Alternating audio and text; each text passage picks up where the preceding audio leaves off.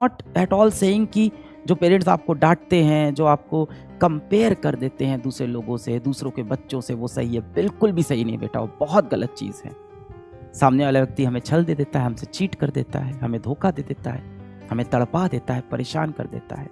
एक बार बात करने को आपको तरसा देता है। आप बोलते रह जाते हो, प्लीज़ मेरे मैसेज का रिप्लाई कर दो, प्लीज़ कॉल उठा लो। अक्सर आप देखो हमारे माता पिता क्या होते हैं, हमें लेके ओवर सेंसिटिव होते हैं, हमें लेके इनसिक्योर होते हैं कि ये जीवन में कुछ कर पाएगा कि नहीं कर पाएगा। और इसी चक्कर में कहीं ना कहीं आपको बार बार घर में परेशान भी करते हैं, डांटते भी हैं। हर बार सही भी नहीं होते वो डांटते वक्त, कहीं ना कहीं आप पे जाने अनजाने प्रेशर बना देते हैं। ये देखो पड़ोसी के बेटा इतना नंबर लेके आ रहा है, वो देखो वाली मौसी का बेटा कितना अच्छा कर रहा है, वो देखो अंजू बुआ की बेटी कितना अच्छा एग्जाम निकाल दी है, वो तो अभी आईएएस बनने जा रही है, तुम क्या करोगे। गलत है, सही बिल्कुल नहीं, बहुत गलत काम करते हैं ये, वो नहीं करना चाहिए। पर इसके पीछे का कारण समझते हैं ना, हम सब तो पढ़े लिखे लोग हैं। कारण क्या है? कारण है उनकी इनसिक्योरिटी। उन्होंने जीवन में आई उन अपॉर्चुनिटीज का, उन कीमती चीजों का कदर ही नहीं किया। वो चाहते हैं कम से कम जो उनका बेटा है, उनकी बेटी है, वो कदर करना सीखे सही चीजों की। This is all they want for you. And I am not at all saying कि जो पेरेंट्स आपको डांटते हैं, जो आपको कंपेयर कर देते हैं दूसरे लोगों से, दूसरों के बच्चों से, वो सही है। बिल्कुल भी सही नहीं बेटा, वो बहुत गलत चीज है। पर उसके पीछे कारण देखो ना, शायद उनकी परवरिश ही ऐसी हुई है। उनके जमाने में हो सकता हो लोग इतने अवेयर ही नहीं थे, उनको किसी ने इस चीज की शिक्षा ही नहीं दी कि बच्चों को कंपेयर नहीं करना चाहिए। उनको नहीं पता ये सारी बातें, आपको पता है ना। अब देखो, आप जिस दिन माता पिता बनोगे, आप तो अपने बच्चों को नहीं कंपेयर करोगे ना लोगों से। आई होप इतना तो आपने अपने जीवन से सीख लिया होगा ना, कहीं गलत चीज तो नहीं सीख ली है। कई बार क्या होता है कि हम लोगों से बहुत दिल लगाते हैं, बहुत प्रेम करते हैं, सब अच्छा करते हैं, अपनी तरफ से पूरे ऑनेस्ट रहते हैं, पर दुनिया कठोर है। दुनिया हमें छल दे देती है, सामने वाला व्यक्ति हमें छल दे देता है, हमसे चीट कर देता है, हमें धोखा दे देता है, हमें तड़पा देता है, परेशान कर देता है। एक बार बात करने को आपको तरसा देता है।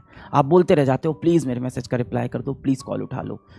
10-10 कॉल आप करते हो, ब्लॉक हो जाते हो, दूसरों के नंबर से कॉल करते हो, और फिर आपके इस इनोसेंट से दिल में चोट पहुंचती है। और जब ये चोट पहुंचती है तो एक फीलिंग आ जाती है कि दुनिया बहुत बुरी है, मेरे साथ इस दुनिया ने बहुत धोखा किया है, दुनिया मेरा इस्तेमाल करती है, आई एम बीइंग यूज्ड। और फिर वो कहावत हमने सुनी है, टिट फॉर टैट, जैसे को तैसा देंगे। पर हम जैसे को नहीं, हम पूरी दुनिया को तैसा देने लग जाते हैं। कहीं आपके अंदर ये भावना तो नहीं बन रही कि जिस दिन मेरे बच्चे होंगे उनको भी मैं ऐसे ही तड़पाऊंगा। बिल्कुल नहीं बेटा, आपको सही शिक्षा मिल रही है। हो सकता हो किसी कारण से आपके माता पिता को शिक्षा मिल ही नहीं पाई हो, अंत में वो यही चाहते हैं आप भला करो, पर उन्हें तरीका ही नहीं पता। उन्हें पता ही नहीं कि आपसे आराम से बैठ के बात करने से भी चीजें सही हो सकती है। उन्हें पता ही नहीं कि आप अपना दर्द, अपनी कमजोरी, अपने सीक्रेट्स बाहर जाके दुनिया में अनजानों से बताने लगे हो, और अपने माता पिता से अपनी कमजोरी तक शेयर नहीं कर पा रहे हो, अपनी परेशानियां नहीं शेयर कर पा रहे हो। ये चीज वो रियलाइज ही नहीं कर पाते।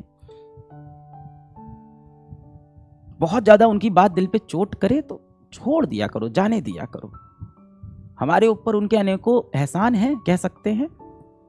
हर जगह वो सही भी नहीं होते, ये मान लेते हैं, और मान लेते हैं कि वो गलत कह रहे हैं। Ignore and move ahead.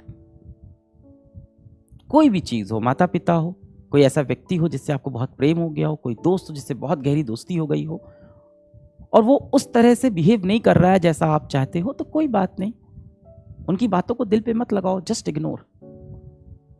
जवाब देना, लड़ाई करना, सामने वालों को नीचा दिखाना, इन सबसे बड़ी जो जीत होती है ना इंसान की, वो जीत होती है इग्नोर करना। इससे बड़ी कोई जीत नहीं है।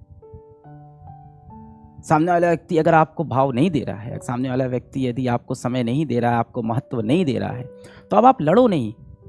जाके उसे आप 5 पॉइंट मत बताओ कि मैंने तुम्हारे लिए क्या क्या किया है, मैंने तुम्हारे लिए कितने पापड़ बेले हैं, मैंने तुम्हारे लिए कितनी मेहनत की है। उस दिन जब तुमको भूख लगी हुई थी तो मैं दौड़ के कैंटीन तक गया था, भीड़ में घुस के तुम्हारे लिए 2 समोसे लेके आया था, लड़ झगड़ के। उस भीड़ में मुझे धक्का भी पड़ा, किसी ने मुझे पीछे से मार भी दिया, पर मैं आया। जब तुम्हारा फोन आता है तो मैं खाना खाता रहता हूँ, खाना छोड़ के तुमसे बात करता हूँ, सारी इंपॉर्टेंस तुमको देता हूँ। ये सब मत जताओ यार। बता के और जता के अगर कोई मिल रहा है तो वो प्यार थोड़ी है, वो तो भीख है।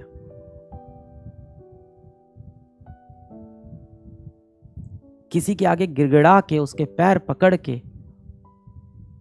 उसको अपने सारे एहसान जता के अगर तुम जीत भी लेते हो तो वो कुछ समय तक ही आपके साथ रहेगा।